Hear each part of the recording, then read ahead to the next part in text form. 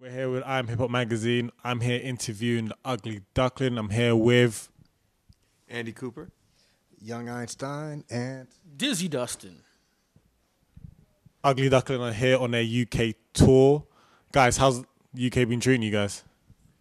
Really well. We started up in Scotland and we've been working our way down for a couple weeks, so it's been a really good experience. You guys are from California. You adapting to the weather because I heard you guys in Aberdeen. I know that's probably the coldest place in the UK. Yeah, it was pretty cold. I think it was the coldest yet on this tour. No. So, but yeah, it's good to be here, man. And like we said, we start off in Scotland, a couple UK dates, so we got like another 3 weeks to go. But we're trucking through it. You've been together since 1993. How did you guys form? Because you don't see a lot of groups who are together from 1993 and then still together in 2014. Well, we didn't unite and have this determination right when we met. We were all kind of doing different things, and Rodney and Dustin knew each other before I met the two. And then even once I joined, Rodney wasn't 100% in for a while because he was sort of just making beats, so I took a couple years. And we didn't really start performing for a couple years, so it really was this amalgamation process where we had to kind of get everything together and figure out whether it was a good partnership artistically. So actually the first 4 or 5 years of our so-called career, it was just kind of getting to know each other and messing around, and we were young enough to afford that time. But it was a real process and development. So to your point, it's very valuable sometimes for a group to go through that, because sometimes guys just get in this group, leave, and join this one and do that, and featuring this guy in this new project where we really had to kind of develop a chemistry, because we're different kind of people, but when we work together, usually it comes out in an interesting way. Following that, he said everything. You've toured with big groups like Jurassic 5 and De La Soul. How is it to perform with groups? Because when I listen to you guys, I thought, wow, you guys sound like it's De La Soul. You guys taking me back to 1994. I can see the big beatboxes and whatnot. How is it performing with these groups, and I guess performing with other groups like tonight? I was going to say, usually when you perform with a bigger group, they never even see you because they're at a hotel or something. You go on. I remember early on our career, be like, wow, I wonder what De La Soul thought of us. Like, they're not here. Speaking of De La Soul, we played with them here 2 nights, right? And we played with them a couple times other places, and they're real good people. I got to meet them. They're one of my idols. We definitely are influenced by De La Soul. So for us to do shows with them is what was a big deal. But the first time we did meet De La, I remember coming in. Maceo was like one of the only guys in there was like, yeah, what's up, man? I love you guys, blah, blah, blah. And I went to go shake my hands with the other guys, and they're like, yeah, kid. Yeah. I was like, I'm Dizzy, Ugly Duckling. Oh, okay, cool. And then Maceo had to say, no, that's them kids from Long Beach, So then they kind of started coming around. But it's always good to tour with people that you look up to or that you're inspired by. And De La is definitely one of those groups. Jurassic 5, we're from the same neighborhood basically. LA, we came out around the same time we started doing music. Yeah, basically. So, and the same with like early Black Eyed Peas and Dilated. So, we all kind of came up in the same era. Now, this is one of your many UK shows, and you guys go touring around the world. Where do you get your most love from your fans? Like, do you get anyone, I don't know, crowd trying to get to the top of you? I love you guys! Not really, no. We never created that kind of fervor, but we have a pretty solid fan base in all the major world capitals. We do pretty well here in London and Berlin, Tokyo, Sydney. The big country in every the big city in every Western country, we seem to do fairly well at, and then we do okay in the other cities in those countries. So I have this kind of adage about Ugly Duckling that we're not very popular anywhere, but we're a little popular everywhere. So that's kind of how we make our bones. That's a great T-shirt, man. You gotta put it on a T-shirt. We're not popular. Yeah. Perfect. I mean, a lot of artists, they say there's always a war against piracy. So what does touring mean to you guys, more than just the sales, and I mean the music as well, and connecting with the fans? Yeah, you can't pirate the feeling of being at a live show. So I suppose that's an irreplaceable, product to offer. Hologram. Soon enough, yeah. Soon enough. Tupac. Yeah, that's right. You guys looking to be hologrammed in the near future? Just pop up. I wouldn't have to work anymore. Just put the hologram up there. We'll be fine. 2 questions here. What keeps Ugly Duckling going? And I'm kind of interested. How did the name Ugly Duckling come across? This is the question I get asked all the time about Ugly Duckling. Yeah, well, like I said, going back to our influences, De La Soul, Tribe Called Quest, we are into that kind of that jazzy influenced hip hop breaks and stuff like that. So at the time we all got together, G-Funk was the big explosion in Long Beach, and it was all gangster rap, and I liked it. You know, I like NWA, I loved King T, and I still do. And it was just being from Long Beach in that era, it was just like constant G-Funk and gangster rap, and we know we couldn't pull it off. Look at us, you know what I mean? So it wasn't like we were going to come out on a gangster tip or nothing like that. So we didn't fit in, hence the name Ugly Duckling from the storybook.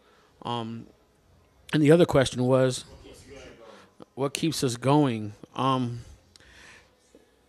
We're starting to ask ourselves that right now, I think. You know what I mean? Because we've been doing it for a long, long time, and we're getting older. You know, I got a family. Andy's married. Einstein's about to get married, about to have a little one too. So, but for now, I think it's just we still feel that we have a little energy left, and that we got something to still, just like that last ditch effort to try to make something happen with this group. So, that's about it. Just hoping that one day we hit the lotto, I guess. When I listen to your tracks, I can hear the vibes of Tribe Called Quest and De La Soul. A lot of people compared you guys to it. And when you listen to hip hop now, I personally miss that kind of soul. You know, you said there's a G-Funk and whatnot. Do you think there's still a market for that type of sound in the new generation? Well, there's a very small market, we know, because we've been living in it for a long time. But as to whether that could be something that's reemergent, that's a great question.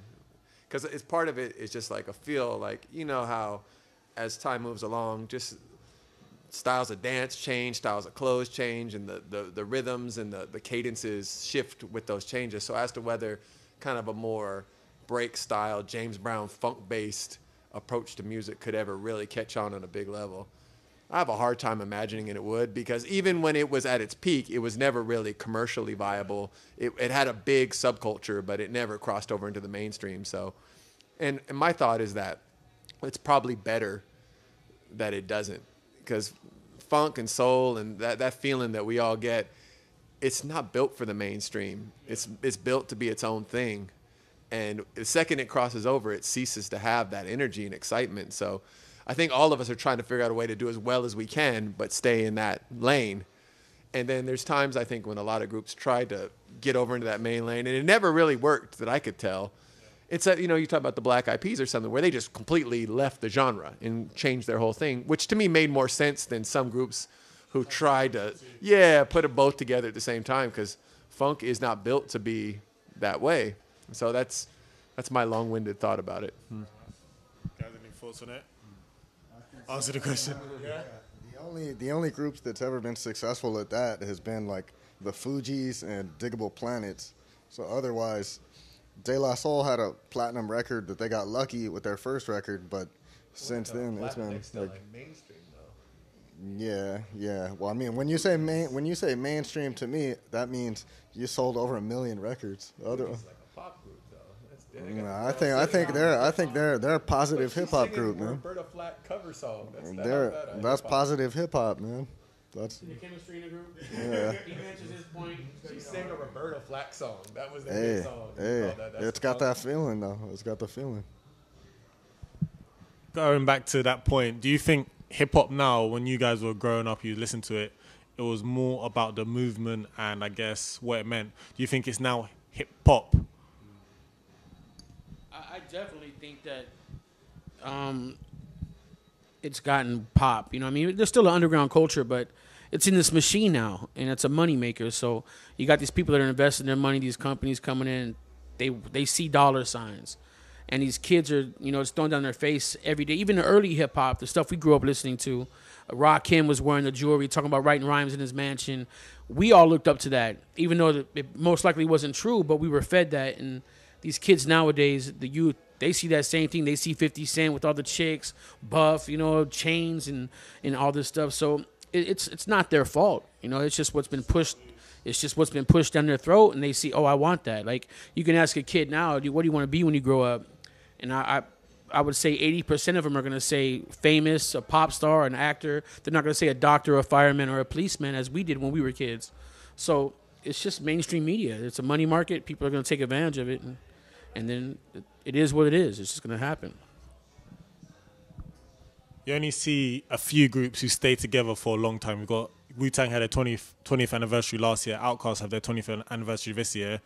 Do you think that hip-hop groups as a whole is something was left behind, because you do have movements such as TDE and ASAP Mob, but they're more of a collective? You wouldn't think about a TDE album just as TDE. Yeah, that's a great point. That hip-hop is kind of foregone the group concept, and I think it's because the entire genre is predicated on marketing an individual and his personality and his persona. So a group narrative doesn't work for hip hop, where it's so successful for all the great rock bands and other kind of things. But for whatever reason in rap, I think people find it more effective to market a character. Yeah, which is a shame, because the greatest music that came out of hip hop was through groups, I think. So because groups create certain dynamics and magic together, whereas the individual guys, they're just hiring whoever the hot producers. Oh, get a Pharrell track, get a Timberland, whoever the latest guy is. So then you get a bunch of really good rappers, like whatever, Lil Wayne, Kanye, Jay-Z. These guys are all really good, but well, and they don't really have a incredibly distinctive sound production-wise. They got their vocal and their persona, but the music doesn't have its own sound. Whereas all the great groups, to me, had their own sound, and that's a really great thing. You could thank Wu-Tang for that. I mean, having one big group and then everybody just going off and doing solo albums and solo albums and solo albums, it became a machine as well. So, yeah, there's a lot of groups, like you said, ASAP, they're doing it. But, yeah, that's basically it. Wu-Tang, I think, started all of that. Yeah, because you look at it, you got TD, you got Schoolboy Q and Kendrick Lamar. They're more going towards their own projects. And even the ASAP Mob, they all come across as the ASAP Mob, but it's ASAP Rocky's got his own thing, as ASAP Ferg's got his own thing.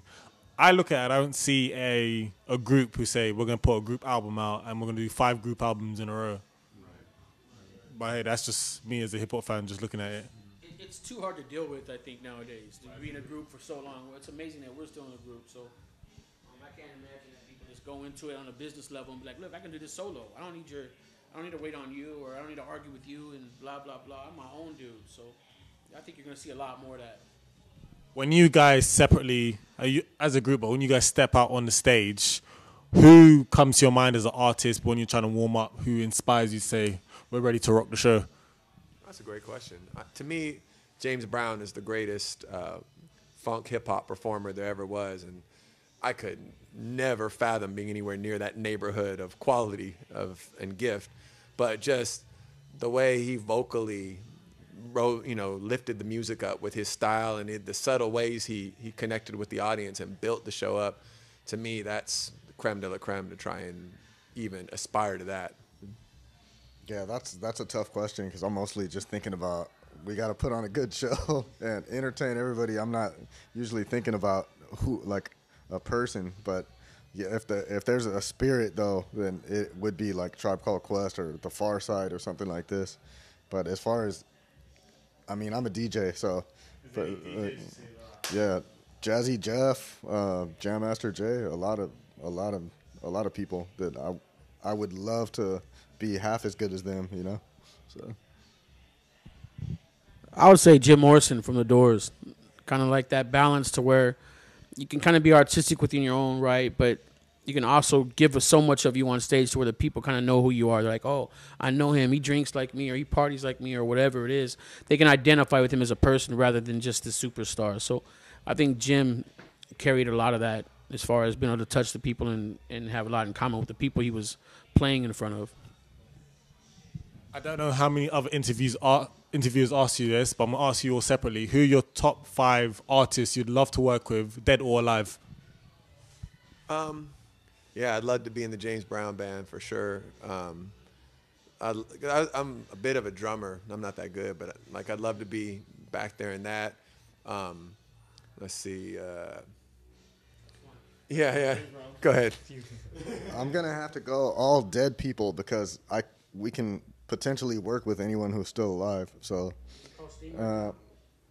if that was my aspiration, or if I wanted to do that, Elvis, Amy Winehouse, Jim Morrison. Let me see. Sade would be cool. She's still alive. Sade would be a good one. Let's see. And UB40. I would say John Lennon, Jimi Hendrix. I'd like to see how it sound with some rap vocals on some of his stuff. Probably impossible, but Bob Dylan. I love Bob Dylan. I'd like to do something with Brad Noel from Sublime. And Slick Rick. I think I want to do something with Slick Rick. When you guys I don't know how artists drop their set list, but what's your favorite song to perform for the crowd as Ugly Duckling? Or separately anyway. I don't know if you guys have the same song. We got a song called I Did It Like This. That's just a real, like, that vibe that gets you right here. So, Any of my solo songs. We have this one called Sprint that's really, really fast. And it's challenging to do the flow because it's super up tempo. It's like 135 beats a minute. So that's the most fun to me. Okay, these are quick questions. Illmatic or Reasonable Doubt? Illmatic? Illmatic. Right. Hopefully this one's a bit harder. Enter the Wu-Tang 36 Chambers or Southern Playalistic Cadillac Music? I go Southern Cadillac Music. I got Wu-Tang. 36 Chambers. All right, last one. Free Free and Rising or Midnight Marauders? I'll go Midnight Marauders. 3 Feet High and Rising just because it's longer and the more entertainment value. I have to go with 3 Feet High and Rising just because Tribe got the vibe from 3 Feet High and Rising, I believe. So, but they're both in my top 5 albums of all time, hip-hop albums. So, Never have you batted an eyelid and had to sweat or anything. I wanted to make you guys sweat with a question, that album. But my final question is, what does 2014 hold for Ugly Duckling? I don't know. Hopefully we'll do this tour, and then we're going to come back in a few months, and we have some shows with Jurassic 5, and we'll see where it takes from there. And I was thinking about that island question, and I was thinking that you wouldn't want to take an album you really like to an island because then you would end up hating that island, assuming you ever got off the island. So I would take a Radiohead album because I hate them, and then maybe it would bring me around. So that's my psychology. Well, I don't know what the question was. What are your plans for 2014 besides childbirth? Okay. Yeah. I got a little one on the way.